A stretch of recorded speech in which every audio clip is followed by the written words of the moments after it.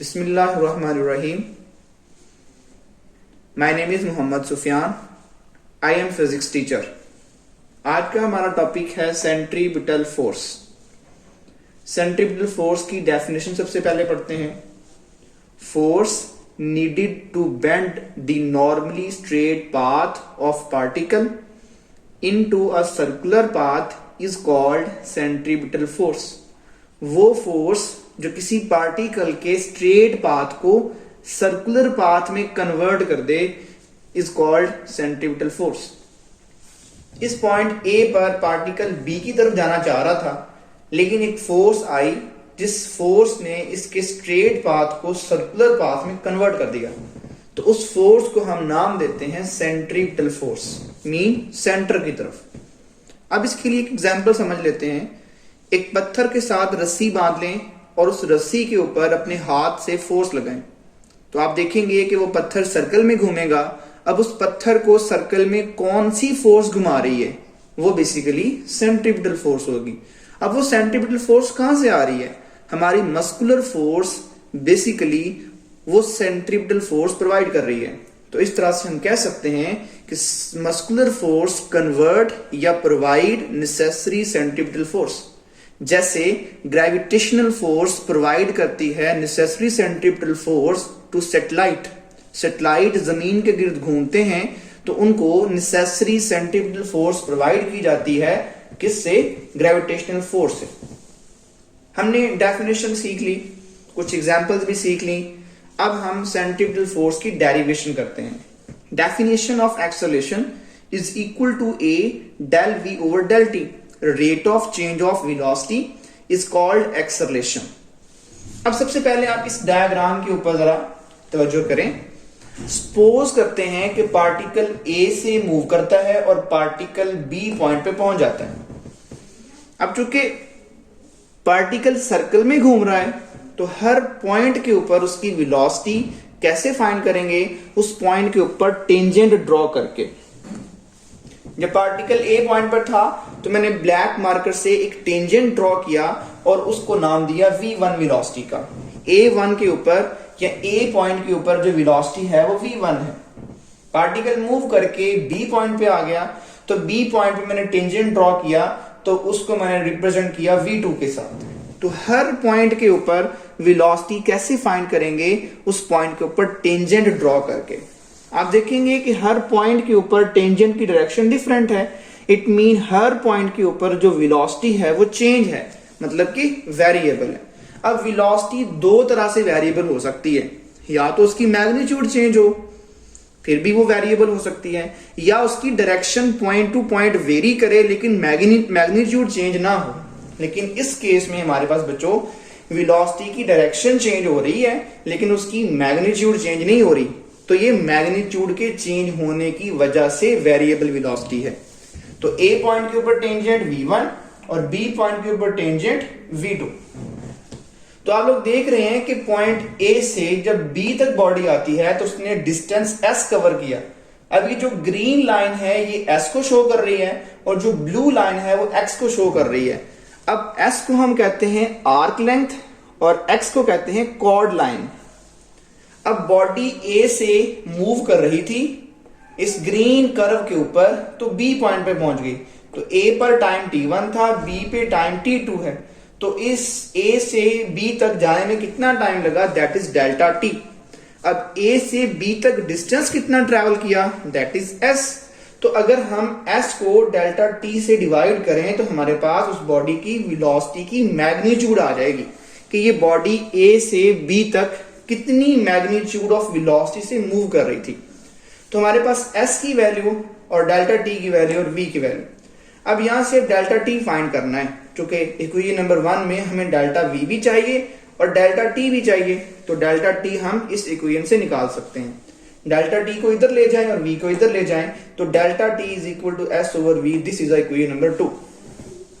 अब जरा गौर से बात सुने.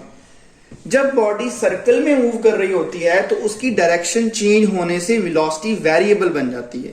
अगर हम हर पॉइंट पर वेलोसिटी की मैग्नीट्यूड ले लें तो सेम आती है. तो मैंने वही काम किया है कि ए पॉइंट के ऊपर वेलोसिटी v1 थी, उसकी मैग्नीट्यूड ली, और बी पॉइंट के ऊपर वेलोसिटी v2 थी, मैंने उसकी मैग्नीट्यूड ली। ये मॉड बेसिकली वेलोसिटीज की मैग्नीट्यूड को शो करता है।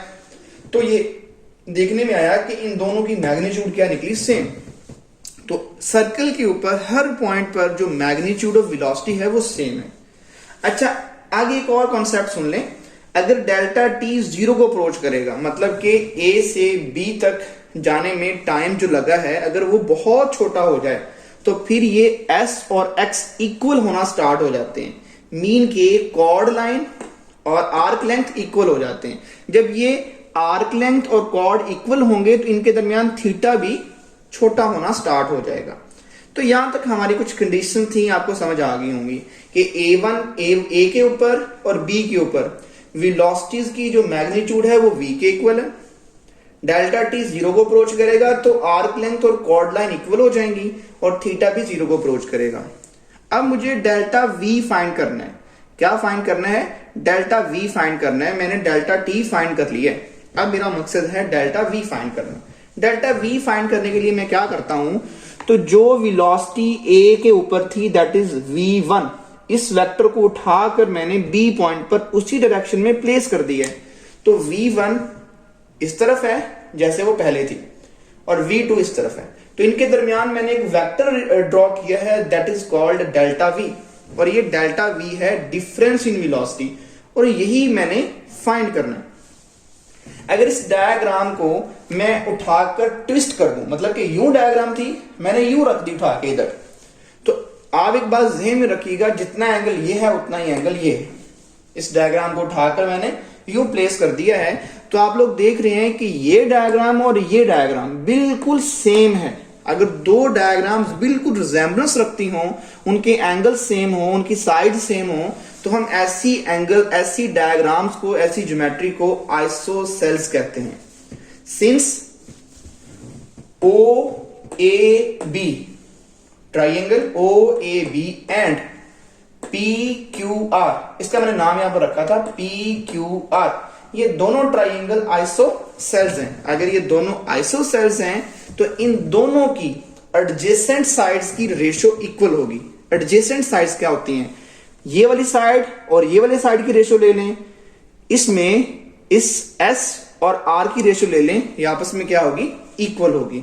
आइसोसेल्स के अंदर एडजेसेंट साइड्स की रेशियो इक्वल होती है। इसमें डेल्टा V ओवर V1 आना था, लेकिन मैं चूंकि मैग्नीट्यूड ले रहा हूं तो V1 की मैग्नीट्यूड V के इक्वल है, तो delta V over V equal to, चूंकि एंगल बहुत छोटा हो चुका है, टाइम 0 को अप्रोच। अच्छा बच्चों, ये हमने फाइंड कर लिया है del V over V is equal to S over R। अब डेल V की वैल्यू फाइंड करेंगे, V जाकर S से मल्टीप्लाई हो जाएगा, तो del V is equal to V S over R।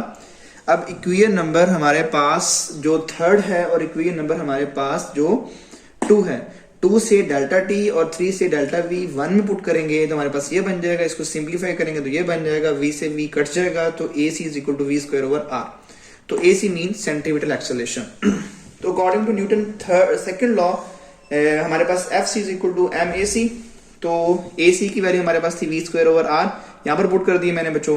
तो हम जानते हैं कि v is equal to r omega होता है, तो v की वैल्यू जब यहाँ पर पुट करेंगे तो r स्क्वायर ओमेगा स्क्वायर बन जाएगा, this one r square omega square, r से r कट जाएगा, तो FC is equal to m r omega square. तो ये हमारे पास सेंट्रीपिटल एक्सेलरेशन की डेरिवेशन थी।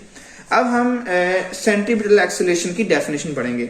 ये पेज नंबर 107 बुक के ऊपर लिखी हुई है, आप वहां से कॉपी कर सकते हैं। मैं फिर भी बोल देता हूं, the instantaneous acceleration of an object traveling with uniform speed in a circle is directed toward the center of circle।